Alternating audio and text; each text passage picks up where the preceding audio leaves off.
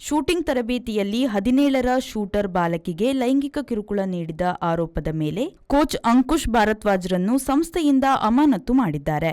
17ರ shooting ಕನ್ಯೆಗೆ ಲೈಂಗಿಕ ಕಿರುಕುಳ ನೀಡಿದರ ಸಂಬಂಧ ಪೊಲೀಸರು ಭಾರತದ ರಾಷ್ಟ್ರೀಯ ಶೂಟಿಂಗ್ ಕೋಚ್ ಅಂಕುಶ್ ಭಾರದ್ವಾಜ್ ಮೇಲೆ ಪ್ರಕರಣ ದಾಖಲಿಸಿದ್ದಾರೆ. ಅದೇ ವೇಳೆ ದೇಶೀಯ ಶೂಟಿಂಗ್ ಸಂಸ್ಥೆಯ ಕೋಚ್ ಹುದ್ದೆಯಿಂದ ಅವರನ್ನು ಸಸ್ಪೆಂಡ್ ಮಾಡಲಾಗಿದೆ. ಶೂಟಿಂಗ್ ಕಾರ್ಯಕ್ರಮದ ನಿಮಿತ್ತ ಫರೀದಾಬಾದ್ ಹೋಟೆಲ್ಗೆ ಬಂದಾಗ ಬಾಲಕಿಯ ಮೇಲೆ ಲೈಂಗಿಕ ಕಿರುಕುಳ ನಡೆದಿದೆ.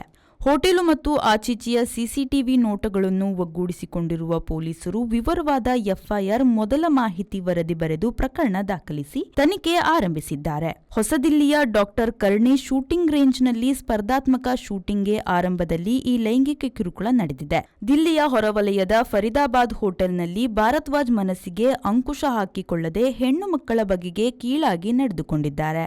ಫರೀದಾಬಾದ್ ಎನ್ಐಟಿಯ ಮಹಿಳಾ ಪೊಲೀಸ್ ಠಾಣೆಯಲ್ಲಿ ಪ್ರಕರಣ ದಾಖಲಾಗಿದೆ.